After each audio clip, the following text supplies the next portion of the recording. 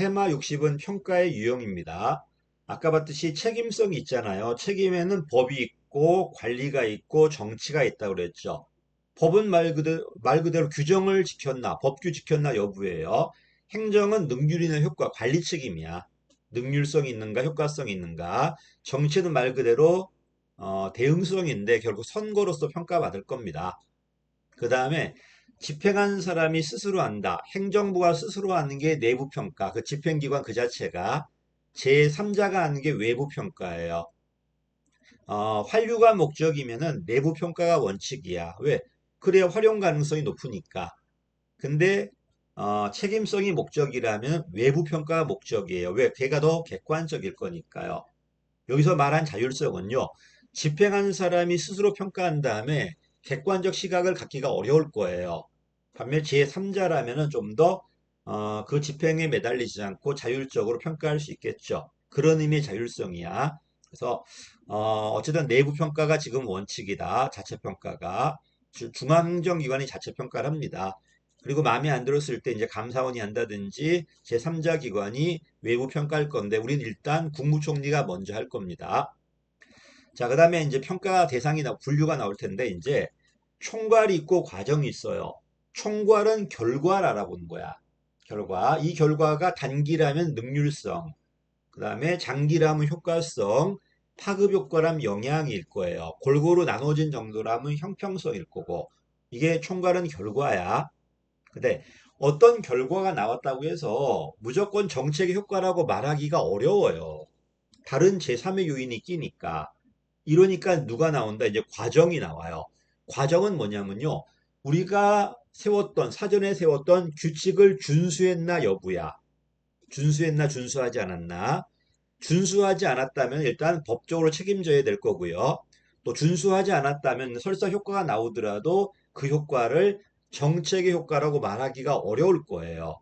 이게 이제 과정이다. 다시 총괄이 뭐라고? 결과 알아보는 거다. 과정은 그게 아니라 우리가 세운 계획하고 진행 과정을 비교해 보는 거야. 그대로 갔나 안 갔나. 됐지?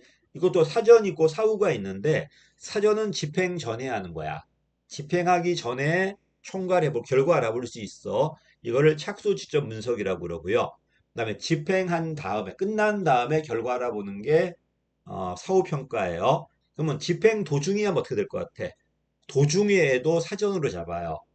도중에도 그래서 무조건 끝난 다음에 하는 것만 사후다. 도중 평가라고 하는 것도 있겠지만 도중 평가란 단어 제가 잘 못 봤어요. 그래서 끝나기 전에 한다든지 아직 시작도 하기 전에 하는 것은 사전 평가다. 하나씩 볼 겁니다. 총괄 평가는 결과 알아볼 거예요. 자, 어떤 사업을 만들기로 했어. 대안은 결정된 거야. 자, 이 대안이 실행되었다고 치자. 그럼 어떤 결과가 나왔을까를 미리 조망할 수 있을까 없을까? 이게 착수 지점 분석이에요. 개시하기 전에 결과를 미리 알아보는 거야. 사실 분석론과 막 겹친 영역이죠. 그래서 착수 직전 분석이란 단어를 사용하더라고요. 이 평가인지 분석인지 좀 헷갈려 이게.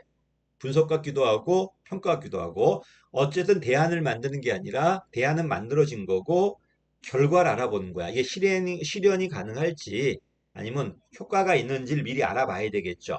자, 그 다음에 협의 총괄 평가는 끝났어.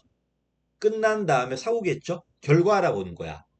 의도된 효과, 부수 효과 이런 것들, 이런 파급 효과까지도 단기라면 능률성, 장기라면 효과성, 파급 효과인 영향까지, 그리고 얼마나 골고루 배분되었는가, 형평성 평가까지 결과 알아보는 게 이게 협의 총괄 평가고요.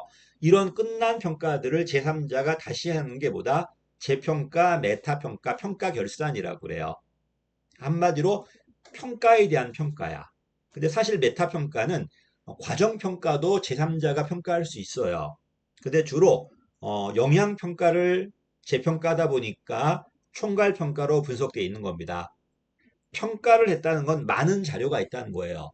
이런 선행 자료의 통계만 모아가지고 다시 통계를 일치시키는 게 메타 분석이에요. 그래서 아마 뉴스 같은 거 보시면은 메타 분석을 해가지고 어떤 결과가 나왔다 이런 걸 많이 들을 겁니다. 그건 어떤 의미냐면 기존 평가가 있었는데 이런 기존 평가의 자료를 모아가지고 통계를 일치시키는 겁니다. 이제 맞춰야 될 거 아니야, 이제. 그래서 뭐 내 의견이나 내 뭐 가치가 들어간 게 아니라 새로운 이론이 들어간 것도 아니고 그냥 평가 자료만 모아가지고 종합한 게 메타 분석. 반면에 여기다가 이걸 가공해서 새로운 이론이라든지 새로운 가치를 통해서 재해석한 게 뭐가 되는 거야? 평가 종합이에요. 그래서 메타 분석이 그냥 양적 자료만 모은 거라면 얘는 질적 가치까지 들어가는 게 평가 종합이다. 7급에서 한번 나왔습니다. 9급은 그까지 가지 말고 메타 평가는 뭐다? 평가 결산이라고 하고 끝난 평가를 제3자가 다시 한다. 우리는 주로 누가 한다? 국무총리가 해요. 기존의 중앙행정기관이 평가한 것을 제3자가 다시 할 건데 주로 국무총리가 상위평가, 메타평가할 겁니다. 자, 그 다음에 과정평가입니다. 과정평가는 내가 세운 계획이 있어요. 이 계획대로 진행되었는가를 검토하는 게 과정평가입니다. 자, 제일 먼저 나온 게 평가성 사정인데 솔직히 말해서 평가성 사정은 정책을 평가한 게 아니에요. 정책을 평가한 게 아니라 정책을 평가하기 위해서는 내가 사전에 세운 계획이 있을 거야. 이 계획이 과연 타당하는가를 평가하기 전에 미리 검토해 보는 거야. 그래서 얘도 어쨌든 뭘 하기 전에 미리 하는 거니까 사전 분석인데 정책을 평가하는 게 아니라 평가 계획서를 검토하는 거예요. 왜? 평가를 한다는 건 돈이 들어간다는 소리거든요. 근데 평가를 해봤자 평가가 불가능해. 또는 활용할 데가 없어. 이런 평가의 의미가 없잖아요. 그래서 과연 평가가 소망스러운지, 평가가 활용이 가능한지, 또 평가가 진짜 가능한지, 그 정책을 평가하기 전에 이런 계획서를 먼저 검토해 보는 게 평가성 사정이라고 그래요. 얘도 사전 분석이라고 그래요. 왜? 평가하기 전에 미리 평가할 거니까. 그 다음에 이제 형성평가가 중요합니다. 얘는 과정평가와 총괄을 비교할 때도 있지만 형성과 총괄을 비교할 때도 있어요. 형성은 뭐냐면요. 말 그대로 만들어가는 거야.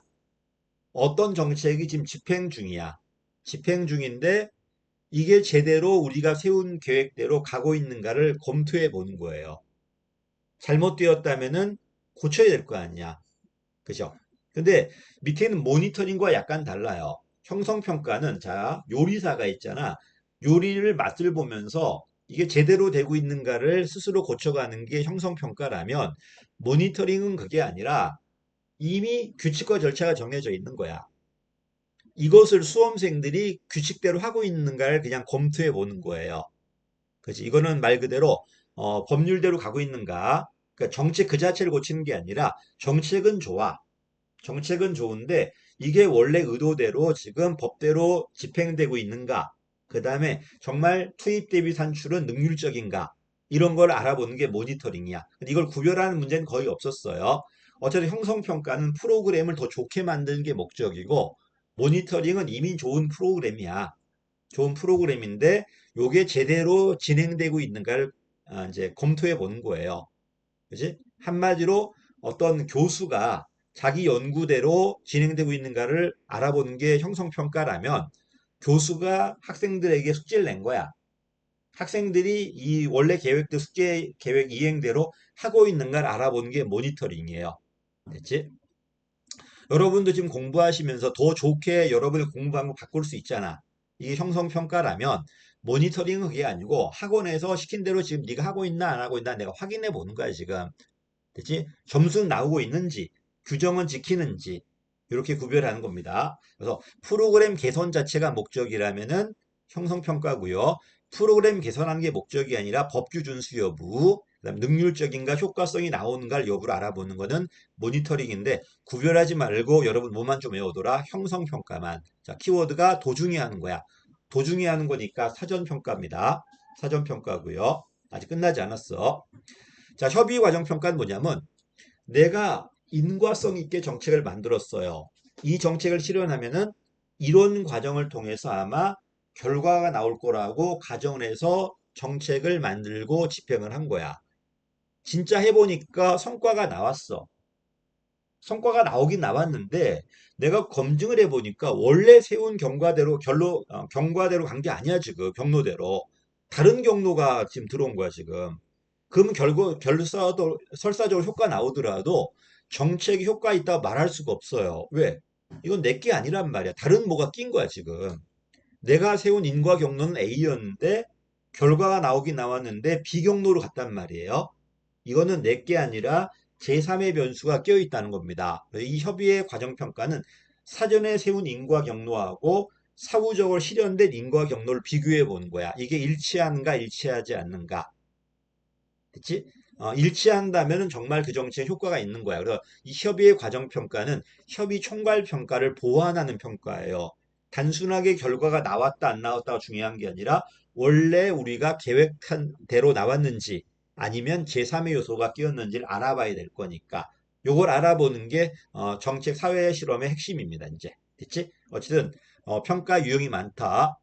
하기 전에 결과 알아본다. 착수 지점 분석. 끝난 다음에 결과 알아본다. 협의 총괄 평가.